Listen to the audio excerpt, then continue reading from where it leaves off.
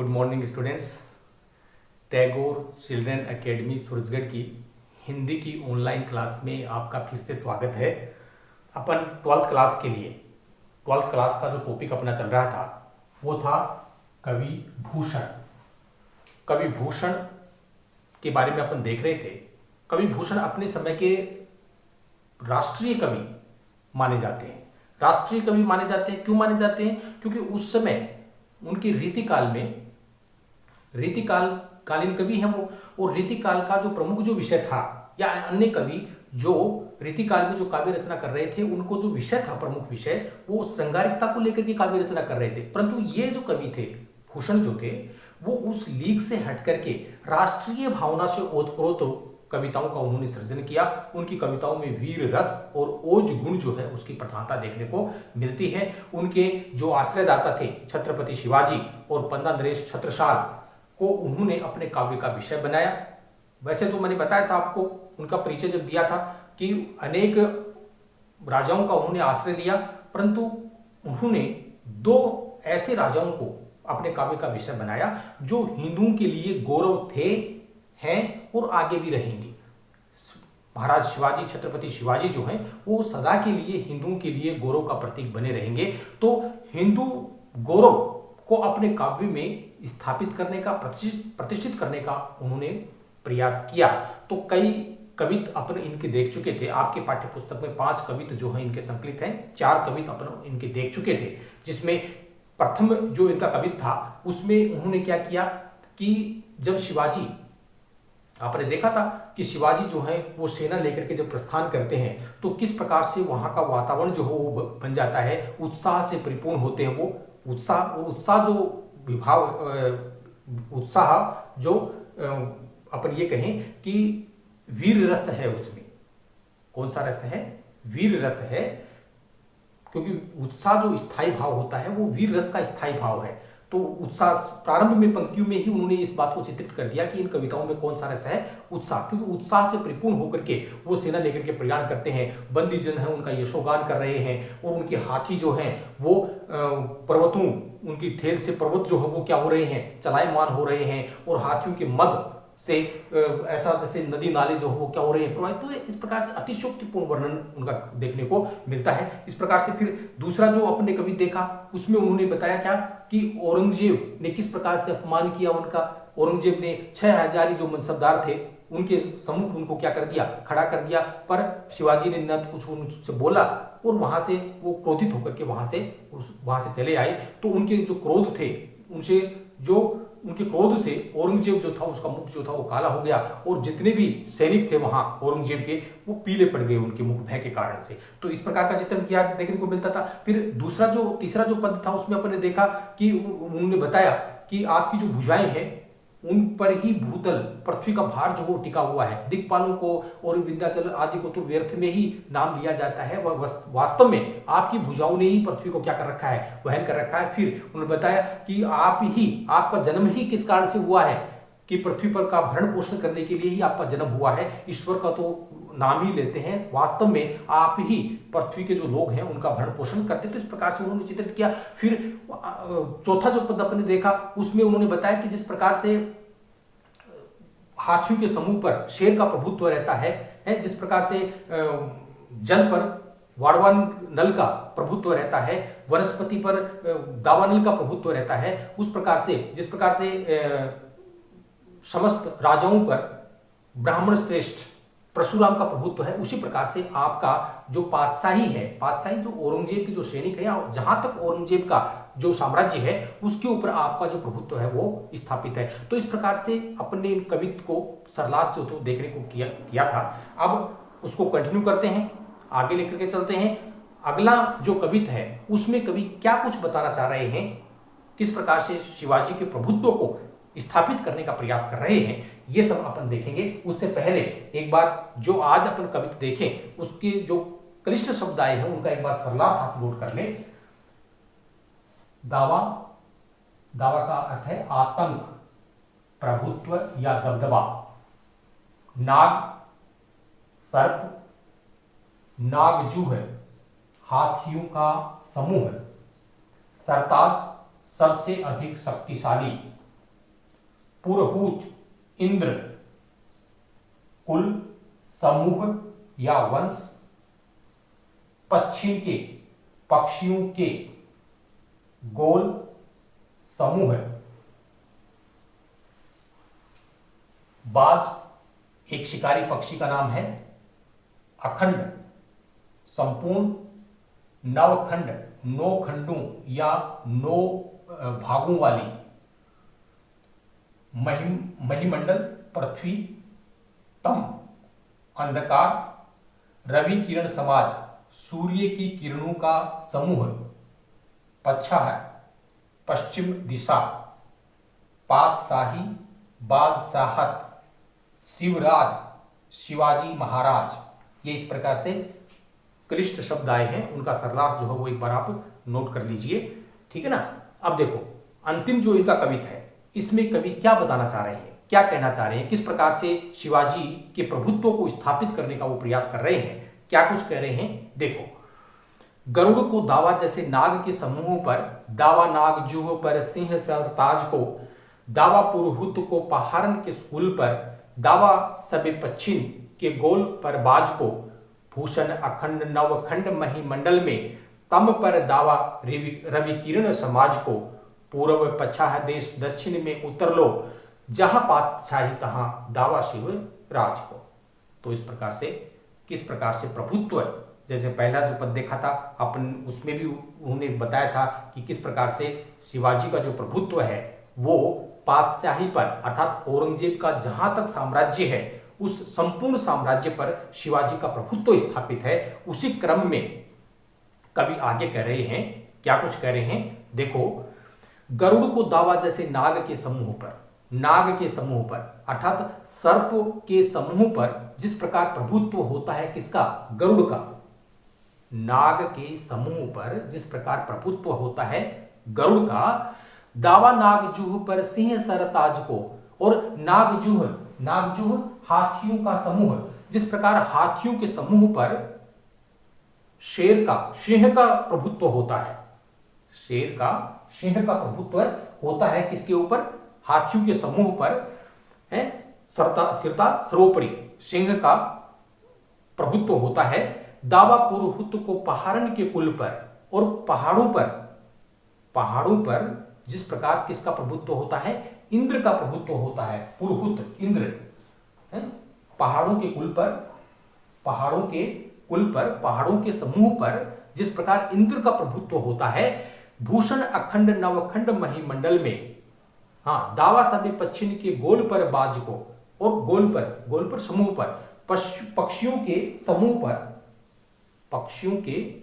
पर जिस प्रकार बाज का प्रभुत्व होता है, पक्षियों के समूह पर जिस प्रकार किसका प्रभुत्व होता है, बाज का प्रभुत्व होता है।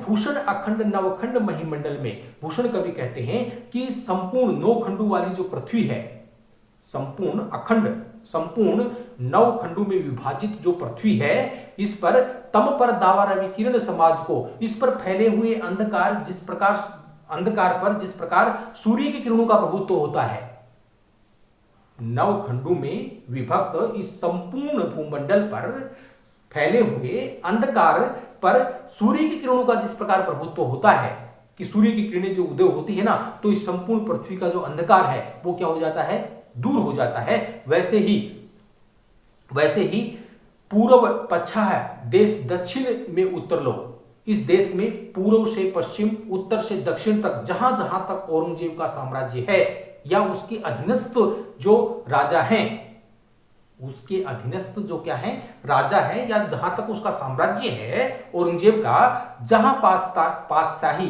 तहां दावा शिवराज को, जहां तक पातशाही है अर्थात जहां तक औरंगजेब का साम्राज्य है, जहां तक औरंगजेब का साम्राज्य है उसके ऊपर किसका प्रभुत्व है, शिवराज का प्रभुत्व है, शिवाजी महाराज का प्रभुत्व है। तो इस प्रकार से दो जो पद हैं, दो कवित हैं, इसमें कवि ने शिवाजी महाराज के प्रभुत्व को स्थापित करने का प्रयास किया है कि कैसे, जैसे इन सभी का उदाहरण देकर के, इन सभी का जैसे प्रभुत्व है वैसे ही संपूर्ण जो पातशाही है, संपूर्ण जो बादशाहत है, या संपूर्ण जहां तक औरंगजेब का साम्राज्य फैला हुआ है, जहां तक उसके अधीनस्थ राजा हैं, उन सभी के ऊपर किसका प्रभुत्व है? शिवाजी महाराज का प्रभुत्व है। तो बहुत ही सीधे सरल तरीके से महाराज शिवाजी के प्रभुत्व को स्थापित करने का कवि भूषण के द्वारा प्रयास किया गया है। तो ये इसमें अखंड नवखंड महिमंडल में अनुप्रास अलंकार आप कर ही सकते हो, मालोपमा उदाहरण है ही इसमें संपूर्ण में, ठीक है ना। और भाषा के बारे में मैंने आपको बता दिया था, छंद वीर रस है ही, ये सब बातें इसमें देखने को मिलती हैं। काव्य का ओज गुण है ही, जो सामान्य जो विशेष जो मैंने बताए थे वो सभी इसमें देखने को मिलेंगे, बाकी अलग से इस प्रकार से आप कर सकते हैं। तो ये कवि भूषण के जो 5 कवित्व इसमें दिए गए थे, किस प्रकार से शिवाजी के प्रभुत्व को उन्होंने स्थापित करने का प्रयास किया है, ये सब बातें सहज सरल तरीके से आप को समझाया गया है। तो जो भी किसी प्रकार से एक बार आप गहनता से देख लेंगे तो किसी प्रकार का कोई डाउट नहीं रहेगा, सही तरीके से क्लियर होगा सारा सब कुछ, ठीक है ना। उसमें आप क्या करना है, याद क्या करना है, एक तो कवि का परिचय याद करना है, ठीक है ना। दूसरा कविता के बारे में क्या कुछ बताया गया है, कविता का जो परिचय है उसका जो सारांश है वो आप इसमें याद करेंगे। ये जो 5 जो कवित्व दिए गए हैं इनका सरलार्थ आपको अच्छी तरीके से याद है, ठीक है ना। और फिर क्या कुछ इसमें पाठ्य पुस्तक में जो प्रश्न दिए गए हैं ये सब अच्छी तरीके से आप देख लोगे तो कहीं से भी इसमें प्रश्न पूछा जा सकता है। कहीं से प्रश्न पूछा जाए उसको आप कोई भी व्याख्या दी आती है तो संदर्भ मैंने आपको उसको लिखवा दिया है, प्रसंग आप लिख सकते हो कि जिस भी कवित्व का वर्णन किया जाता है या जिस भी कवित्व के बारे में पूछा जाता है व्याख्या, उसमें कवि क्या कहना चाहता है ये उसका प्रसंग हो जाएगा। उसका सरलार्थ आपको पता है ही, विशेष मैंने आपको लिखवा दी। तो कहीं से भी कोई भी प्रश्न इसमें पूछा जाता है तो आप उसमें आसानी से बेझिझक उसमें आपका उत्तर हो जाएगा, किसी प्रकार की कोई दिक्कत नहीं होगी। अब देखो आपकी जो पाठ्य पुस्तक में किस प्रकार के प्रश्न संकलित किए गए हैं वो एक बार आप देख लीजिए। पाठ्य पुस्तक में दिया गया है कि भनत शब्द का अर्थ क्या है। भनत का अर्थ स्पष्ट है, भनत मतलब कहना। भनत का अर्थ क्या है, कहना। कवि किसकी भुजाओं पर धरती का भार मानता है। कवि कहता है कि जैसे ये कहते हैं ना कि दिक्पाल जो है या दिग्नाग जो है या फिर शेषनाग जो है, विंध्याचल है, इसको व्यर्थ में ही भूधर कहा जाता है। वास्तव में भूधर कौन है? शिवाजी महाराज है, छत्रपति शिवाजी है। तो छत्रपति शिवाजी को मानते हैं हम, ठीक है ना। भूषण के संकलित छंदों में कौन सा रस और कौन सा गुण है, स्पष्ट है। कौन सा रस है? वीर रस है। और गुण कौन सा है? ओज गुण है। कई बार मैंने बता दिया आपको इसमें। कवि भूषण की 2 रचनाओं के नाम लिखिए। 2 रचनाएं, 3 रचनाएं इनकी मानी गई हैं। कौन कौन सी? शिवराज भूषण है, छत्रसाल दशक, और मैंने उसमें नोट भी करवाया था आपको, शिवा बावनी से जो आपके जो दिए गए हैं इसमें शिवा बावनी से लिए गए हैं जो ये रचनाएं हैं इनकी। भूषण ने अंधेरे पर किसका अधिकार बताया है? अंधेरे पर, जिस प्रकार संपूर्ण इस भूमंडल पर, सब अखंड पृथ्वी पर फैले हुए अंधेरे पर सूर्य की किरणों का जो प्रभाव रहता है, इस सूर्य की किरणें उदित होते ही संपूर्ण अंधकार जो फैला हुआ पृथ्वी पर वो गायब हो जाता है। उसी प्रकार संपूर्ण पातशाही पर किसका प्रभुत्व है? महाराज शिवाजी का प्रभुत्व है। ये सब बातें। सहस्त्रबाहु किसने विजय प्राप्त की थी? सहस्त्रबाहु पर परशुराम ने विजय प्राप्त की थी। क्यों की थी? कारण क्या था उसका कि उनके जो पिता थे ना, उनके पिता थे ऋषि जमदाग्नि। परशुराम के पिता थे ऋषि जमदाग्नि और उनके पास में एक गाय थी, कामधेनु गाय। और वो जो गाय थी वो अपने आप में एक अद्भुत थी। तो एक बार सहस्त्रबाहु जो राजा थे वो ऋषि जमदाग्नि के आश्रम में पहुंचे और ऋषि जमदाग्नि ने उस गाय का दूध जो था उसको राजा को पान करवाया और राजा जो थे उनके मन में लालच जो था वो पैदा हो गया और वो जो गाय जो थे वो बलपूर्वक ऋषि जमदाग्नि से वो ले आए थे सहस्त्रबाहु। और जमदाग्नि के जो पुत्र थे परशुराम, उनका वहां जाकर के युद्ध किया और उनका वध किया और वो गाय जो थे वो वापस लेकर के आए थे। तो इस प्रकार से ये देखने को मिलता है। वितुंड पर किसका अधिकार होता है? हाथियों के समूह पर किसका अधिकार होता है? शेर का, सिंह का अधिकार होता है, आधिपत्य होता है। तो जिस प्रकार हाथियों के समूह पर शक्तिशाली सिंह का अधिकार होता है, उसी प्रकार संपूर्ण पातशाही पर किसका अधिकार है? शिवाजी का अधिकार है। पठित अंश के आधार पर सिद्ध कीजिए कि भूषण वीर रस के कवि हैं।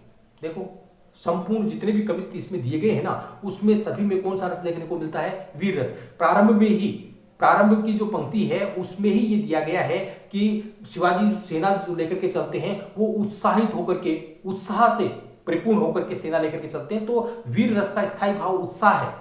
तो प्रारंभ में ही इसके दर्शन हो जाते हैं कि इसमें कौन सा रस है, वीर रस है। और फिर किस प्रकार से वो आगे बढ़ते हैं, सेना किस प्रकार प्रयाण करती है, तो ऐसा भयावह वातावरण पैदा हो जाता है कि हाथी जब चलते हैं तो वो अपनी उनके प्रहार से पर्वत जो है वो भी क्या हो जाते हैं, डिग जाते हैं। और हाथियों के जो परिश्रम है उससे जो मद बहता है उससे नदी नाले जो हो प्रभावित हो जाते हैं। और किस प्रकार से सभी से सर्वोपरि माना है किसको, शिवाजी को।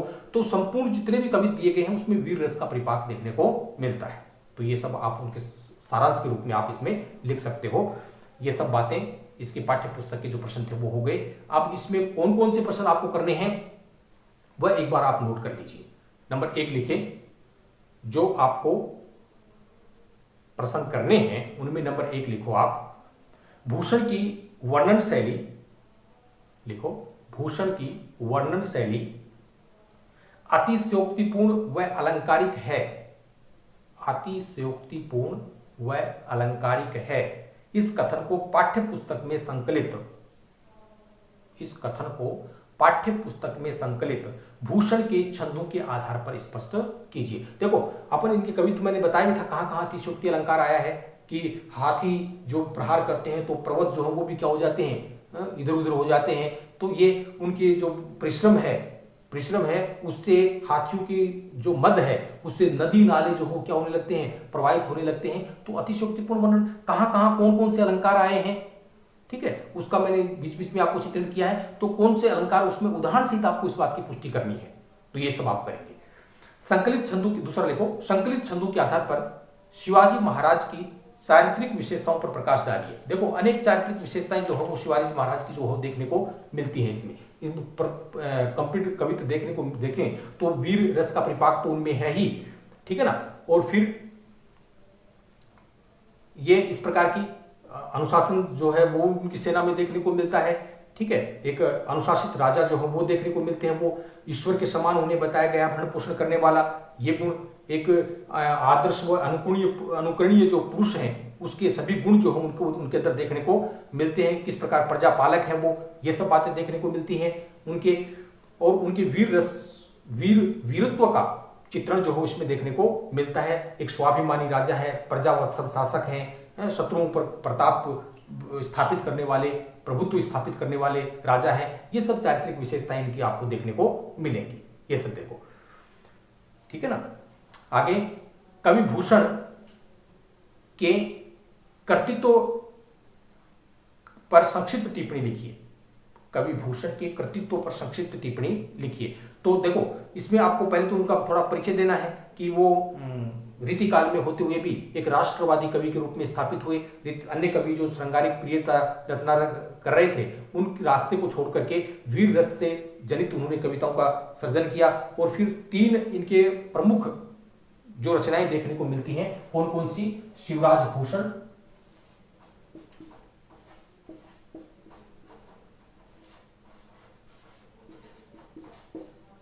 शिवराज भूषण,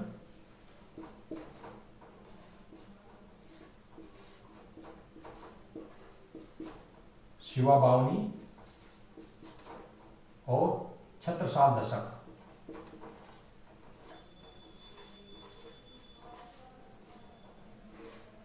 छत्रसाल दशक, ये 3 जो रचनाएं हैं ये इनकी देखने को मिलती हैं। तो इस प्रकार का आप उनका वो देखेंगे किस प्रकार से अतिशयोक्ति अलंकारों का उन्होंने प्रयोग किया है और किस प्रकार कौन से छंद में इन्होंने रचनाएं की है, वो सारी बातें इसमें लिखेंगे। कवि भूषण के व्यक्तित्व का संक्षिप्त परिचय दीजिए, ये आप करेंगे। कवि भूषण के व्यक्तित्व का संक्षिप्त परिचय, मैंने बताया था आपको कि उनका जो जन्म हुआ वो 1613 ईस्वी में और उनकी मृत्यु हुई 1715 ईस्वी में, ठीक है ना। इनका मूल नाम जो था वो भूषण नहीं था बल्कि क्या था, घनश्याम था, है। ये प्रारंभ का जो मेरे जो वीडियो है इसके ऊपर, उसमें आपको पूरा कंप्लीट परिचय इसमें देखने को मिलेगा, वो सब आप इसमें लिखेंगे, ठीक है ना। आगे लिखें महत्वपूर्ण क्वेश्चन, कवि अपने युग के राष्ट्रीय कवि थे, इस कथन पर प्रकाश डालिए। कवि अपने युग के एक राष्ट्रीय कवि थे, इस कथन का प्रकाश डालिए। तो मैंने बताया था आपको कि राष्ट्रीय भावना से ओतप्रोत, क्योंकि उस समय जितने भी कवि थे वो श्रृंगार प्रिय रचनाओं का सृजन कर रहे थे, श्रृंगारिकता उनका प्रमुख विषय था। पर इनका जो कविताओं का विषय है वो वीर रस से जनित, उन्होंने छत्रपति शिवाजी और पन्ना नरेश छत्रसाल के वीरत्व को चित्रित करने का प्रयास किया है। ऐसे राजाओं को चुना है जिन पर हिंदुओं को पहले भी गर्व था, आज भी है और आने वाले समय में भी उन राजाओं पर क्या रहेगा, गर्व रहेगा। तो हिंदुत्व को स्थापित करने का, प्रतिष्ठित करने का इन्होंने अपने काव्य के द्वारा प्रयास किया है। तो राष्ट्रीयता की जो भावना है ना, वो इनके काव्य में प्रचुर देखने को मिलती है। तो अपने समय के ये क्या थे, राष्ट्रीय कवि थे। एक व्याख्या करेंगे आप, इसमें व्याख्या नोट कर लें।